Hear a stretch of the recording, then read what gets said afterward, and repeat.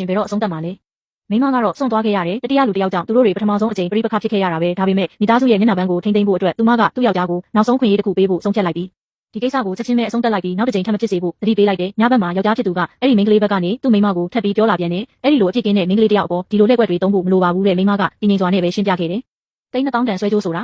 ငါတို့လိုမိသားစုအတွက်ဘာမှမဟုတ်ပါဘူးဒါပေမဲ့လက်ဆောင်ပေးတဲ့အခါမှာအဲ့ဒီလူကဒါနဲ့ထိုက်တန်ရဲ့လားဆိုတာကြည့်ရမယ်ချန်စီချင်းအရင်တုန်းကမင်းအဲ့ဒီမိန်းမတွေကိုအနားမကတ်ခိုင်းခဲ့တာက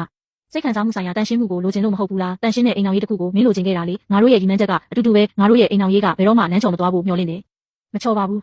မိန်းမကတော့ဒီလောက်အထိရှင်းရှင်းလင်းလင်းပြောလိုက်ရင်သူ့ယောက်ျားကအဲ့ဒီမိန်းကလေးအပေါ်မျှော်လင့်ချက်အတူတွေထပ်ပြီးပေးတော့မှာမဟုတ်ဘူးလို့အပြစ်ကင်းစွာယုံကြည်နေခဲ့မိတာပေါ့ဒါပေမဲ့နောက်တစ်နေ့ရုံးကိုရောက်တဲ့အခါမှာတော့အဲ့ဒီမိန်းကလေးကကျမ်းပြင်ကိုပြင်းပြင်းထန်ထန်တိုက်ချွတ်နေတာကိုမြင်လိုက်မယ်လို့မမျှော်လင့်ထားခဲ့ဘူးသူတို့မင်းကိုဒီလိုဆက်ဆံကြတာလားမင်းကိုနှိပ်စက်နေကြတာလားအဲ့ဒီမိန်းကလေးကငိုတန်နဲ့ပြောလာတယ်လက်ထောက်ကြီးကခိုင်းတာပါတဲ့သူဘယ်လိုလုပ်ရဲရတာလဲသိကြတယ်ကျမခဲမကိုနောက်တစ်ချိန်စိတ်ဆိုးအောင်လုံးမိပြန်ပြီးထင်တယ်ယောက်ျားဖြစ်သူကဒေါသတကြီးနဲ့အိမ်ကိုပြန်လာခဲ့တယ်ဘာမှမမင်းမြန်းပဲသူ့မိန်းမကမ်းပေးတဲ့ရေခွက်ကိုကျမ်းပြင်ပေါ်ရိုက်ခွဲပစ်လိုက်ပြီးအဲ့ဒီမိန်းကလေးကိုလွတ်မထားဘူးဆိုပြီးဆွဆွဲတော့တာပဲရှောင်းချင်းငါမင်းကိုယိုသေးတယ်ချစ်တယ်မင်းသူမအပေါ်စော်ကားတာတွေနှိပ်စက်တာတွေကိုငါအောက်ခံလာခဲ့တယ်ဒါပေမဲ့မင်းရဲ့နှောက်ယှက်မှုကအကန့်အသတ်ကိုကျော်လွန်နေပြီပြီးတော့သူကသူမကိုချင်းချောက်ခဲ့သေးတယ်ဒီလိုလက်ွက်တွေကိုဘသူ့အပေါ်မှာမှထပ်ပြီးသုံးတာကိုငါမမြင်ချင်တော့ဘူးမဟုတ်ရင်ငါတောင်းမယူဘူးသူ့မိန်းမကတော့ဒါတွေအားလုံးကိုဘာမှမသိခဲ့မှန်းသူမရိပ်မိခဲ့ဘူးလက်ထောက်ကြီးကအဲ့ဒီမိန်းကလေးရဲ့အမူအရာကိုမကြည့်ဘူးလို့သူမအပေါ်ဒီအတိုင်းလုပ်ခဲ့တာတသက်ပဲဒါပေမဲ့အဲ့ဒီမိန်းကလေးကဥက္ကဋ္ဌကြီးရဲ့တနာကယူနာကိုရဖို့အတွက်ဒါကိုသုံးလိုက်မယ်လို့မထင်ထားခဲ့ဘူးအဲ့ဒါပြီးနောက်မှာတော့မိန်းမကသူ့ယောက်ျားနဲ့သူမတို့ရဲ့ဆက်ဆံရေးဟာပြုပြင်လို့မရတော့မှန်းသိလိုက်ရတယ်ဘလောက်ပဲဝမ်းနေနေပါစေ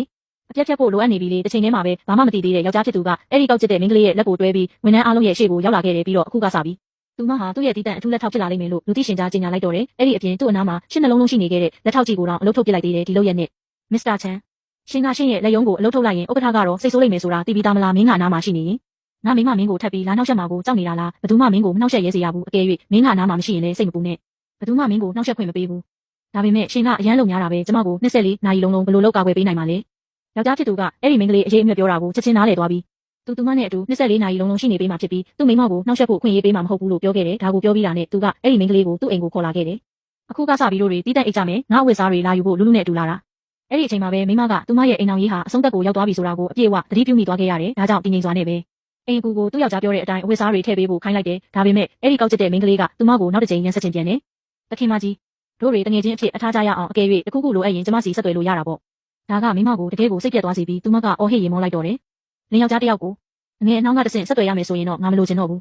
ဒါကြောင့်သူတို့နှစ်ယောက်လုံးကိုဝေးဝေးကိုထွက်သွားဖို့ပြောလိုက်တယ်ယောက်ျားဖြစ်သူကတော့မထွက်သွားခင်မှာသူ့မိန်းမကိုချင်းချောက်ဖို့ခွင့်ရေးကိုလက်လွတ်မခံခဲ့ဘူး